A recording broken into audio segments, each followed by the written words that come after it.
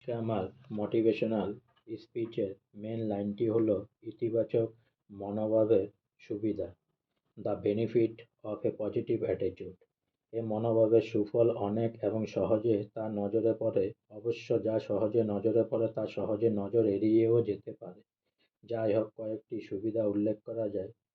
উৎ- উৎপাদনশীলতা বাড়ায়, সংঘবদ্ধভাবে কাজের পরিবেশ সৃষ্টি করে, সমস্যা সমাধানে সাহায্য করে, কাজের উৎকর্ষ বাড়ায়, সৌহার্দ্যপূর্ণ আবহাওয়া সৃষ্টি করে, আনুগত্যের মনোভাব তৈরি করে, মুনাফা বাড়ায়, কর্মচারী, মালিক ও ক্রেতাদের মধ্যে সম্পর্কের উন্নতি করে, মানসিক চাপ কমায়, সমাজের সহায়ক সদস্য হতে সাহায্য করে, একটি প্রসন্ন ব্যক্তিত্ব সম্পন্ন মানুষ হিসাবে সমাজে পরিচিত হতে সাহায্য করে।